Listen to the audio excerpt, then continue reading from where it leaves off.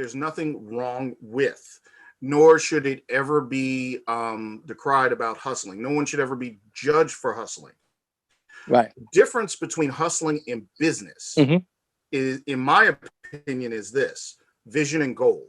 Right. Hustling tends to be an ongoing grind that is hard to get out of. It is the day-to-day of a cycle you're on, and rarely does it get you to a point where you get beyond the hustle. Right. Business has goals, visions, horizons that you're trying to meet that takes you to the next. Now, I don't hold anything against anyone who's hustling, but to call your hustle a business means you're looking to stop hustling and start managing. Right. Good point. Good point. Yep. Because when your hustle is managing you, that's not business. And the hustle manages you. You're doing the things that you have to do for the hustle to make it work. Your business is supposed to work for you. Right. Okay, another question. So,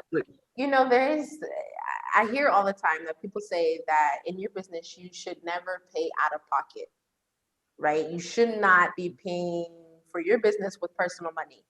But don't you kind of have to do that at least to start? So, what I would tell you is this, and I try and look at everything in a very simple and streamlined way. Right. I even have the finances in my business that way. In your business, if you're the CEO, everything is your money. Number one. Right. So you will be paying for everything out of your money. That's right. What you need to do is ensure that the accounting of all of that money is done so that it's above board, can be accounted for during time of taxes, and so that you can budget everything appropriately. The concern is not so much paying out of pocket, but not managing and budgeting what you're paying, so that way money becomes funny all of a sudden. And you don't know where is what you need and to pay this and pay that. And now you got to borrow from Peter and mug Paul. And what you had, you didn't have. We have, unfortunately, and I would say this with a certain level of confidence in the Black community, there is a lack of economic education when it comes to budgeting, when it comes to the management of finances. So going into business, you now have a situation where people do have the opportunity to come into large sums of money. And if you never manage small sums of money, it now becomes a problem. You want to be a millionaire, but if you couldn't handle it when you were a thousandaire or a hundredaire, right? That's how many, I don't know how many stories there are of these athletes and actors and everything else who get these huge contracts and blow through the cash. That's right. And have nothing to show for it. Most. So we definitely need that level of education. Are you going to have to spend money out of your own pocket for your business? If you keep everything delineated that your business is your own pocket, yes. Right.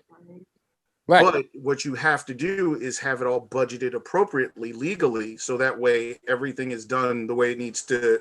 It can be done above board, and your accounts, including the account where you pay yourself, because you need to pay yourself, can be accounted for. So that way, you know what? If I want to take what I earned and invest it back into my business this month, I can, and not feel bad about it.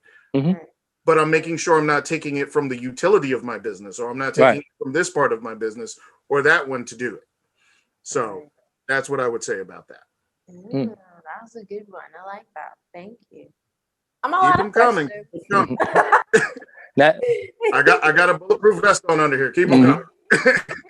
Now, this coronavirus pandemic that has affected all of us in some shape, form, or fashion for the past year.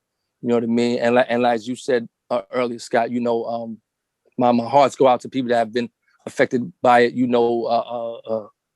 by a person dying in their family or themselves passing away. You know what I mean? My heart definitely goes out to them. So what is the component on your website that says pandemic relief? What's that about? It's our pandemic business emergency plan. Now, I think What's that? everyone here can agree. I mean, Portia, you're in Nigeria, Mhm. and LaQuon, you're in America, but I Yeah. think we both can share this same agreement that one of the things consistently across the board is that the federal governments of all of these countries have failed in giving businesses a plan how to manage their business in Mm. the midst of the pandemic. There have been a lot of rules, there have been a lot of regulations, there have been Right. shutdowns, and those are not things that I'm not agreeing with. Right. It's the fact of there haven't been a lot of plans how to manage your business in the midst of the pandemic. Right. So myself and my team, we discussed that at one point.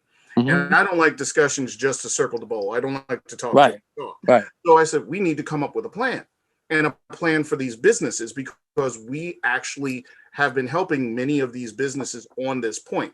So we came up with 10 critical things that businesses can do to help themselves survive and thrive during this time of the pandemic, so that they can come out the other side, whenever the other side is, and be able to manage what they have.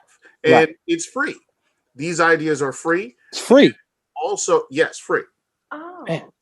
really? Yeah, Wow. it's right on the website. It's free for anyone to look at. Wow. And they can reach out to us, and we are offering a free website review so that we can see the functionality Right. of Right. the website, grade it. I actually have a 3-point review, 99 point grading system to let you know the effectiveness of your website based on its marketability, Right. the aesthetics, and its functionality, and whether or not your website is doing the right thing by you, or whether or not you need a new one. But yes, we do have 10 points that we go over in that plan for every single business during this pandemic. If you'd like me to review a couple of them, I can. Sure. Yes. Sure. Okay. Number one, if you have a website, make sure it's mobile friendly. Not a lot of people think about that when they have a website created, especially if you have a website created by your friends, roommates, cousins, brother who just got home from college and he's doing it in the basement of his mother's house. But websites, Oh man. so that when you look at them on your phone, they're just as visually functional and aesthetically pleasing as if you looked at them on a laptop. That's so important. If you don't get a website that does that, when you try and look it up on your phone, which the vast majority of us are on a phone, it's not going to come up right, and people are not going to be able to access your site. That's great. Before you go to the next one, that is so important to me because I don't know much about tech, and I'm not a website really, I don't know the ins and outs of building a website, but it irritates me to my core when I go to a website on my phone and it's all distorted. It just looks a hot mess. I don't know why. That's one of my, how everybody has like those irrational pet peeves. That's one of them. Like it makes me itch. When I look down at my phone and I see a website that looks amazing on a computer and the button is all up here. Right. It really they just lost a customer. You are the perfect example, Portia, of a business, and it could be a perfectly fine business, but because they didn't spend that extra bit to make sure that it was mobile friendly, they lost you as a customer. Yes, they did. That's right. They did. I'm gone. Goodbye. I'm finished. The thing that people don't realize in this e-commerce age, in this age of the internet, you have such a short amount of time to catch someone's eye and bring them to your business on the internet, because you can scroll through anywhere. Of course, it looks like she does this all the time, but I just realized that I'm one of the, I guess because I'm a millennial, my attention span is this big. So if I load the page and it looks terrible, I'm gone. And I'm just, I feel embarrassed that I just proved how short my attention span is. Don't be embarrassed. No, you shouldn't. That is exactly what we deal with every day. And you are actually testifying to the thing that we try and convince our clients about. And we'll tell them, you have less than a second. You have less than these. Oh no, we're going to put this up, and they'll look okay. When you call me in a couple weeks and wonder why no one's coming, I mean, I'm trying to tell you, but hey, what do I know? I'm just here.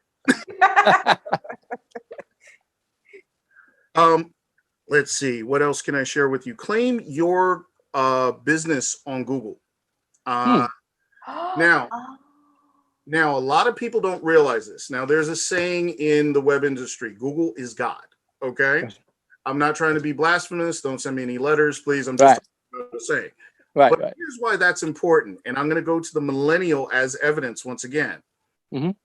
When you search a business, if on the right-hand side it does not come up with a map, it does not come up with the phone number, it does not come up with the times that it's open or closed, regardless if that business has been in business for 60 years and is owned by Jesus, that business now does not look reputable to you.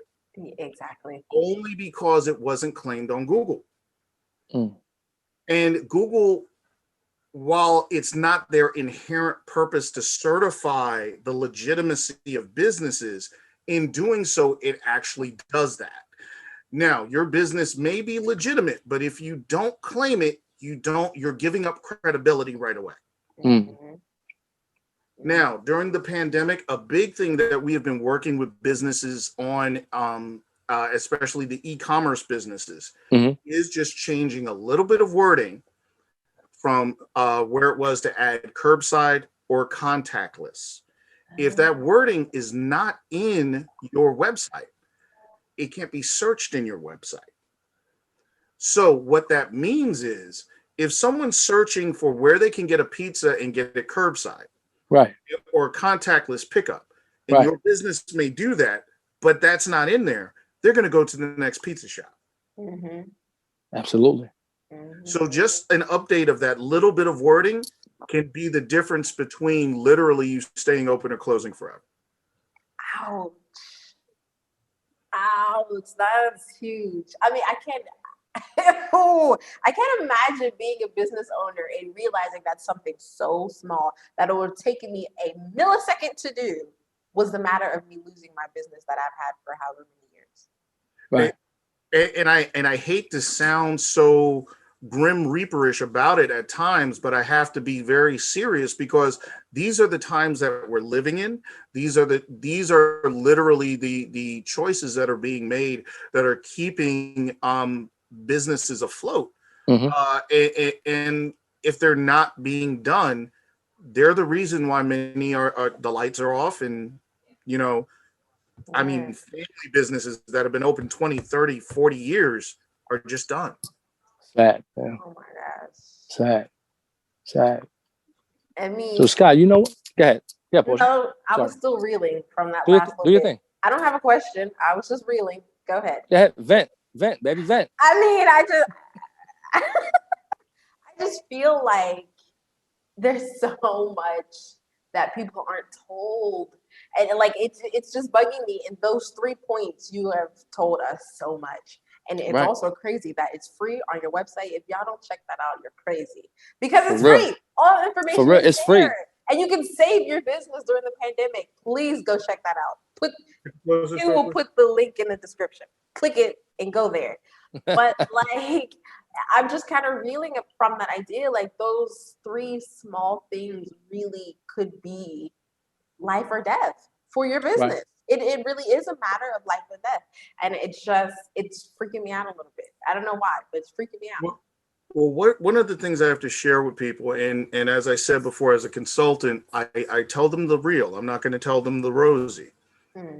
Some I have to sit them down and I say, first of all, in case you were never told, life is not fair. Nope. It will never get fair. Nope. And you are going to have to fight for what you want. That's right. What you need and what you want to get. Right. I'm here to help you along that way, but understand there is an ocean of people screaming and their hands are waving, trying to do the exact same thing you're doing. Focus has to be how you're going to make it. Right. And how you're going to fight for it in a crowd of noise. So, it's sobering. It's sometimes it may even be overwhelming for some people to hear and think about, Right. which is okay, because there are some people who realize early on, maybe this isn't the thing for them. Maybe they don't want to do business, which is okay. It's better to find out beforehand than find out in the smoking rubble afterwards. Right. Right. But at the end of the day, if you come with with a real mindset, with understand, not the dreamy eyed, not the oh yeah, the ribbon cutting and everything. No, right. The real work that has to be done, then you're going to survive, and you're going to have a story to tell, and you're going to have a second business to open, and a third, and you're going to be mentoring people, and you're going to be the one at the corner office who's going to be telling people what to do about how to run your businesses and giving the interviews and such, because that's what it takes. You actually just answered my final question for you, man. I was gonna ask you, what would you? Maybe you got a piggyback, a beat to that. What would you act? What would you tell? What type of advice would you give to the young Scott Harrell about entrepreneurship and knowing his worth? What would you tell yourself if you had to give yourself advice when you were a younger guy, when you were just fishing? Oof. Yeah. The importance of knowing my worth then would have changed so many of my choices. The investment that I put into many other places and to many other people, and what I could have poured into myself and my own family. Knowing your worth is your key, right? Because then you won't be so free to give parts of yourself that people have not earned. That's right, man. Well put, brother. Well put. Seriously, man. So you know what, Scott? Say that one more time, please. Say that one more time for the viewers. Young people need to hear this. Is key, because then you won't be so free to give parts of yourself that people have not earned. Amen. There's been so many quotes in this episode. I feel like we should sell merch just on this. Yeah. There was some nuggets during this episode. Scott done laid it down on him. He done laid it down. Portia, final thoughts, concerns? Mr. Harrell, I just want to thank you, because you've given us so much information.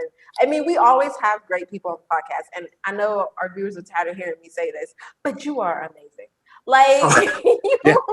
You are incredible. And it's every time, I swear, it's I feel so blessed that we're able to do this, because every time we meet new people, I'm always getting so much information. And you've given me so much information today.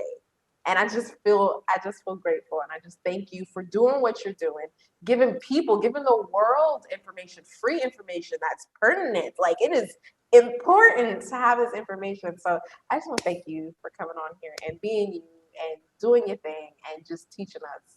Thank you. Well, I thank you, Miss Portia, and also LAQUON, for inviting me to this space. I thank you for having this space.